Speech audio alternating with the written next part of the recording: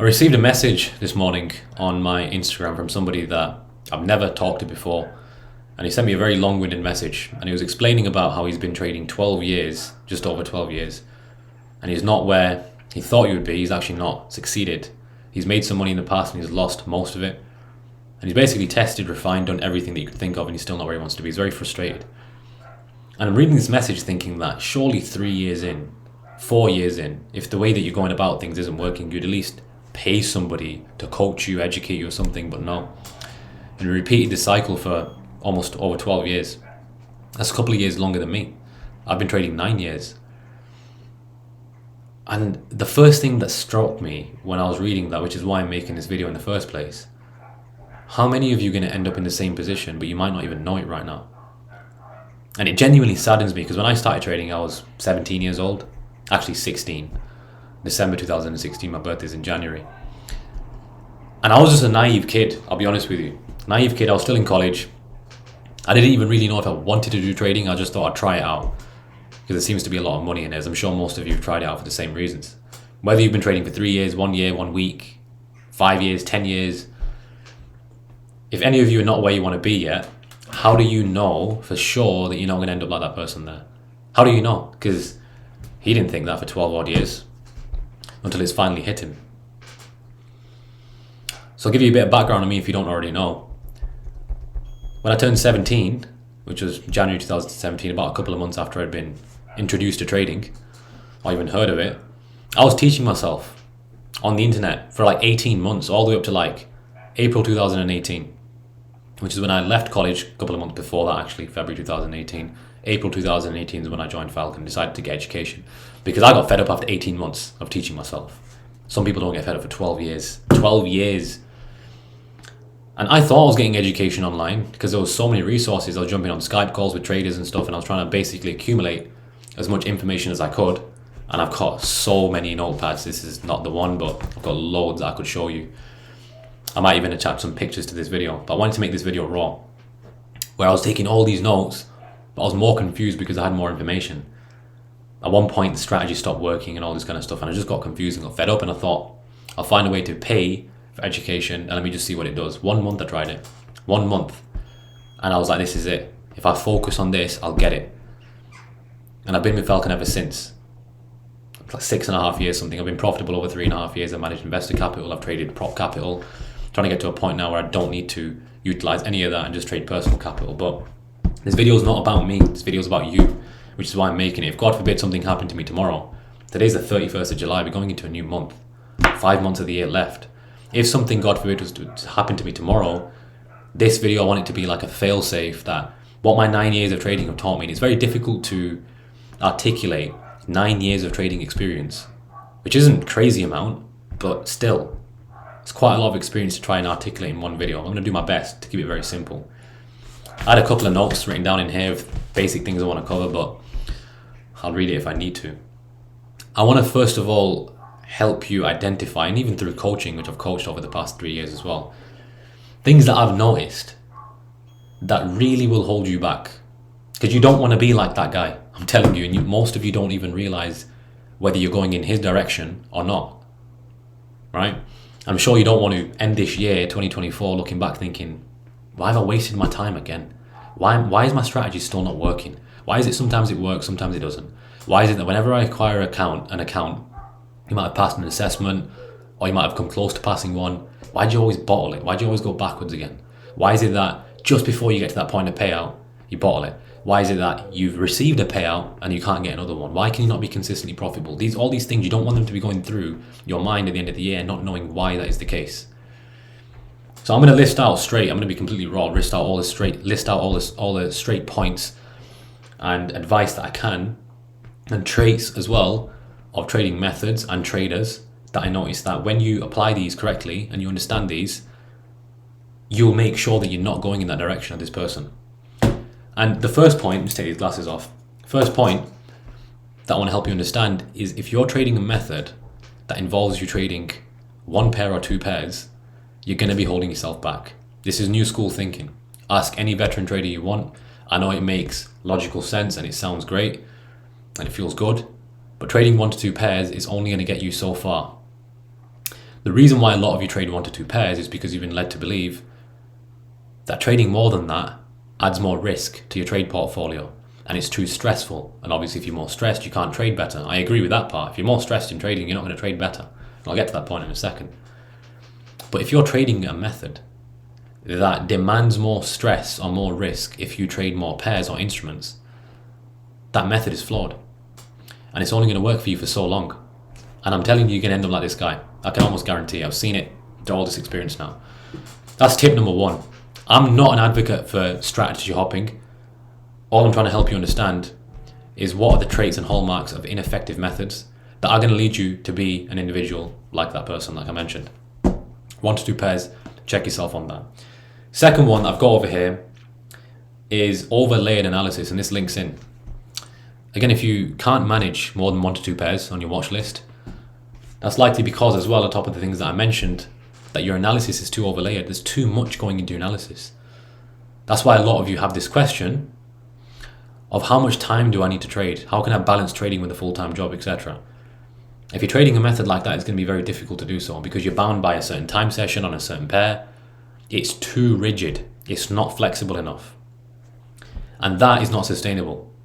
I'm telling you it's not. Where do you want to go in your life? Do you want to have businesses in the future? Do you just want to trade for the rest of your life? Have you ever thought about that? Have you ever thought about after you actually start making money and you start doing well and you accumulate a lot of cash, what, you're just going to keep that in your bank and let inflation eat you alive? Or are you going to open businesses, projects? I'm sure none of you just want to trade alone for the rest of your life. That would be a pretty stupid decision to make, wouldn't it? It's not a very safe thing to do as well. You want to build security. How many of you have actually thought about that far? Or have you just thought about acquiring funded capital and that's it? That's the limit that you've gone to. Because if you're going to manage all these businesses and projects and different things in the future, what are you going to do when you have to be bound to a trading session or 1 pair and you can't trade more than 1 to 2 pairs? What are you going to do when, for example, the fiat market collapses and there's a change in the currency system, in the currency world? What are you going to do then? What are you going to do when euro dollar is range bound for such a long time and you don't know how to trade it? You see, this is the problem. I'll elaborate on that in a second. Leads me on to my third point, mentorship. I've only been, like I said, 17, 18 months without a mentor, but when I first started, it was the worst thing that I did. And I was very quick. I've always been like that. I've been very quick to decide whether something's working or not, and let me just go ahead with it and change something. And weirdly, ironically, I say that and I never strategy hopped, and I didn't see a penny from my craft for multiple years, but I didn't strategy hop. But that's because I logically knew the method works, I'm simply not working. And I learned very late on in my career how important your mind is. I'll get to all this in a second. I'm giving you like 9 years of trading experience here. It's going to be budgeted up as best as possible. So mentor. Think about it, when somebody's been through the jungle multiple times, a jungle that let's say has a survival rate of, what's the fail rate in trading now? Something like 97, 98%. There's like a 2 to 3% chance of you succeeding. In the case of this jungle, there's a 2 to 3% chance of you making it out alive. If you come across somebody that's been through that jungle multiple times, that drastically reduces the chances of failure and drastically increases the chances of success. Why would you turn that down? Over ego? To say that you've done it yourself? You know the reason I never, from the beginning, got education? You know the reason why I carried on for those 18 months teaching myself? Because the only thing that I had in the back of my mind was I want to be able to say that I've done it myself. How many of you genuinely are holding yourself back because of that? Be completely honest with yourself. And I see that in coaching again all the time. People are saying, I was just fed up of trying to think I can do it myself. It's an ego and it's a vanity thing. No one's going to judge you for how you've got to where you've got to. Believe me, nowadays people just see the end result, which is a sad world that we live in. But that doesn't mean you become unethical as well. Let me just point that out. Mentor, very, very important. The amount of things that I've learnt that I wouldn't have learnt for multiple years onwards, like that individual that I referenced to, just because of having a simple conversation with somebody who's ahead of me, my mentor, changed the game for me drastically. Leads me on to my next point, infrastructure.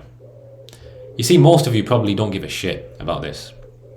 But again, I'm just outlaying 9 years of experience, what I've learned in these years, that's kept me profitable now, and that will stop you from being like that person. So you've got to pay attention. Infrastructure. Also important, what does this mean about infrastructure? For example, where I coach at Falcon, where I was a student initially, I've literally grown up here. Infrastructure is basically where you've got a web set up for a network, security, all these kind of things. I don't mean security as in like armed security. What I mean is that when you succeed, that you know you're secure, and that you have the right kind of network and circle that's going to help you secure your money and make sure that it's there till the rest of your life and for future generations. We've set up a property fund. We've got an in-house prop firm for over 3.5 years, coming on to 4 years. We don't make money off assessment fees, none of that stuff. Our students have got security. That is critical. Absolutely critical. Because like I said, most of you don't think past the point of you making money. So infrastructure, and I've noticed this because of traders that I've come across that have lost multiple accounts, hundreds and hundreds of thousands of dollars to prop firms that were not run properly because they had poor infrastructure. And that's the issue. That's why infrastructure relates to you and it's important to you. Because if you don't pay attention to infrastructure, you're going to be a victim. If you aren't already, eventually you will be. It's inevitable to a prop firm that's just going to blow up tomorrow and say an email to you, all these kind of things that, oh, there was something to do with business operations that wasn't running well. So we're freezing all assets or freezing all the accounts. We'll get back to you shortly, and they never do. I'm telling you, you don't want to be a victim to that. And if you already have, you can totally understand what I'm coming across with. It's not a nice feeling, right? I had money with my Forex funds a while back as well. So I know what it's like. Luckily, it wasn't the only money that I had. So I saved myself there. But again, I would have had only money with my Forex funds if I didn't have any kind of mentor around me telling me, listen, diversify your capital. Don't just put your eggs in one basket. This is how you should structure your finances. This is how you should structure your trading. And many people don't even know basic things like that. Anyway, different point, infrastructure. Property fund. Traders make money. They can invest into a property fund and secure the money in assets and generate income through trading. They can buy income. And eventually, they can buy financial freedom. All right, and there's a way to buy that, which I'll get to in a second. Backtesting, another point. I've made videos on this in the past with backtesting that is wrongly used and it's misunderstood. And if people knew how to test properly, they would progress much quicker and they would get to where they want to get to a lot quicker. The conventional way of backtesting is pulling up a spreadsheet, loading up a pair, going back a few years and just testing and collecting data. But that doesn't do anything. People think it gives you confidence, which it does, but in what? It gives you confidence in that your system works. It's not the same level of confidence that you need when it comes to execution. To execute, you need good pressure management skills, and you need the ability to stop yourself from crossing an emotional threshold where logical thinking gets thrown out the window. Most of you aren't even aware how to track that. Right? Do you actually know how to track that? Do you know what is present, what's happening in your mind and around you when you cross that threshold? And I'll give you an example of what crossing the threshold looks like. It looks like when you've taken a few trades that you then go back and review and think, I don't even know why I took those trades. They're not even high quality. I don't know what came over me. How many of you have done that when you come close to passing an account or when you lose some money or when you blow an account, for example? This is a very, very common thing. There's actually methods and practices in place that you can apply, practical things that stop you from crossing that threshold. If you don't know a problem exists, you can't fix it. So backtesting, how it should actually be done from my experience, is you go back after the week's done, you go back over the weekly watch list that you had, the pairs that you're trading for that week, and just see if there's any moves that you missed. That's it. And you accumulate that data over time, combined with something else. Combined with data collection on your trades. Look at the trades that played out, look at the trades that didn't. You can't do this in a month. This takes an extensive period of time, 6 to 12 months, which is why people don't do it. They just conventionally backtest because they can save time. They can go back 2-3 years and they feel like they've done a lot, but they've done a lot of nothing. You do this over the course of 6 to 12 months, and what you do is you find out the commonalities between trades that worked and the trades that didn't. And then you refine and refine and refine through this. But you can only do this if you've got a method that's effective. Now you see, if you've got a method that's effective, and there's multiple of them out there, there's not just one, it will likely have the traits of not trading 1 to 2 pairs, not being bound to one session. You shouldn't even be looking at things like strike rate. They don't matter. Obviously, if you've got a 10% strike rate, something has to change. But on an average basis, 50 to 55% minimum Secondly, you shouldn't even be looking at risk to reward as something that you should cap. This is all new school thinking. It's something I see people do all the time. They just start capping the risk to reward at 1 to 2, 1 to 3. It's not sensible and it's not sustainable. Something again that these kind of individuals do, where they go on for years and years and years. These are similar kind of things that they have incorporated into their methods. And it makes sense. All you got to do is make a few 1 to 2s on a certain amount of capital, and that's all you got to do and you'll make money. But if it was that easy, guys, why is it that there's some of you watching right now who've not done exactly that and been able to be completely fine with it? No emotion whatsoever. How many of you have got a mechanical trading system, a mechanical trading plan, 100% mechanical, you're still not making money? After all this time trying, you're still not making money. How many of you have actually gone back and checked the trades that you got out of a 1 to 2s or 1 to 3s? How long did they go on for? Could you have capitalized more? What would the discrepancy been in your results? So all these points, like I said, are very important. You have to really understand them. It's very difficult to put this all into one video. Self-development. Next point. How can you see, this is what I've not understood in the past myself, but I was very quick to realize it because I'd seen the negative ramifications of it. I'd seen the damage of it in my own trading. I knew my TAs so well. But why is it I couldn't make money? Why is it that no matter what I did, I just could not make money? And I always found myself getting involved in trades that were low quality, that I justified to be high quality in the end. That's when I started to look into more self-development and mindset. And I've been advocating for this for years now. More so Mark, my mentor, for years on end. To the point the guy's gone and made a psychology program about it. All right, I've already got the link to that in the description if you want to go and have a look at that for yourself. That, I'm telling you, is so important. Because think of yourself as a battery, for example. Right? If I don't charge this phone, it's going to die. And the phone's not going to operate its full potential at 10% battery versus when it's at 100% battery or 90% battery at least. You are also like a battery. Your human body is like a battery. If you don't charge the battery, you won't have optimal performance. So what most of you do is you wake up in the morning and the first thing you check is your phone, obviously. Most of you. You check your notifications, you scroll through Instagram, you spend about 10-15 minutes there and you get about your day. You don't even realize what you've negatively coded into your brain. First thing you're looking at is other people doing better than you. Do you genuinely think that's the best way to start your day? Or do you think it'd be better to start your day that in those first 10 minutes and 15 minutes, when your brain's in a completely different frequency, by the way, and look into that, what frequency that is. The first 10 to 20 minutes when you wake up and the final 10 to 20 minutes before you go to sleep, you're in a certain brain frequency. What you're doing when you've got that precious time is you're wasting it towards this. What about if you were to use that time to journal and to get into your mind and break down all the negative thoughts so that you can actually approach the day positively with a strong mental framework, so that the decisions that you make, which come from your brain, they don't come from anywhere else. They don't come from your phone. They don't come from a bloody glass. Almost dropped it. They come from your brain. That's what's very important to understand. So when you look at something, your decision to stay in, or to stay out, is all determined upon your mind and your mental state. They've been proven in science. I've got data studies to prove this. They did it on poker players and stock traders, where they literally monitored. They put two people together, two traders trading the exact same method, the exact same trading criteria on the same day in the same trading session. One was in a different and a panic state of mind, and one was in a calm state of mind, and they both saw completely different opportunities. Let that sink in and please listen to that part again, it's very important. You've all got proof of this. How many times where you've made money at the start of the week and you're now more calm for the rest of the week? How does the mental and emotional state that you're in affect the opportunities that you see that are there and not? Trades that you then go on to, you would have forced them trades a few weeks ago, let's say for example, but now you go on to stay out of them. These things are so important. Self-development, how many of you are actually doing something outside of the markets that's going to increase your confidence levels? How do you increase confidence levels truly? Just by proving to yourself that you can keep a promise.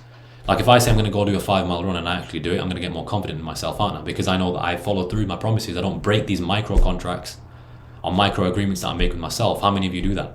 How many of you will speculate, oh, this trade's going to go here, so I'm going to do X, Y, and Z. This is my game plan for it, and you don't follow it? How many of you say, this is the time where I'm going to fix my diet, and 3 days in, you're already back to square one again, right? I don't know if you can tell probably by my shoulders. I'm not the biggest guy in the world, but I look after myself. I'm not wearing the tank top for that reason. It is boiling hot. So you're going to have to excuse me. This is an off the cuff video. But I've got into great shape because I've trained hard and I continue to do so. And I've kept disciplines up in my life. This Saturday, for example, I'm going to be waking up at 4 a.m. to do an 8-kilometer run and then a cold dip in a lake. So I live and breathe these things myself. But the reason why this is important is because I've learned the importance of living your life in a way that you want to trade. That's my next bit of advice to you. If you live your life in a way of discipline, in the way that you want to trade, which is of course coming from a point of discipline, because what's an example of someone who's not disciplined? Somebody who says, I'm going to do this is how I'm going to execute, and they don't end up doing it. I'm going to stay out of this trade, and then you end up getting involved in that trade. Or they look at it thinking, I can't take that trade, I don't know, there's something wrong about it, and they continue to hesitate, but instead of clicking the trigger, which is a discipline in and of itself, you have to live your life in that way. How many of you, when someone cuts you off on the road, start getting angry and just start mouthing off, and then 10 minutes later you realise, why did I have to do that for? What if you react the same way in the markets? How you are in one place is going to be how you are everywhere else. How you do one thing is how you do everything else. It's very, very important. They're my small bits of advice. I can go on a lot longer. Like I said, I wanted to keep this video short. Maybe this is a part 1. It's a 21-minute video. And this is straight off the cuff. I tried making notes, but you can see my notes are very small, very minimal. There's nothing really here that I can talk about in extensive detail other than those things. Mentor, trading 1 to 2 pairs, overlaid analysis, infrastructure, backtesting, self-development. There's probably a few points that I've missed, I'll be honest with you. So I actually might make a part 2 to this. But yeah, I hope this video helps any one of you out there who's struggling. Just get yourself education. Seriously, just stop wasting the time. Don't end up being like that. He didn't know he's going to be there 12 years later, sending me a message like that. He wouldn't have known that. 6 years in, he would have had hope. 7 years in, 8 years in, 9 years in. Put yourself in that person's perspective or in his shoes and really think about it. How convinced you have to be. It's a never-ending cycle, and it's like chasing a rainbow. Eventually, you're going to get to a point where you get fed up. 31st of July today. Start of August tomorrow, fresh month. Just do yourself proud is all I'm saying.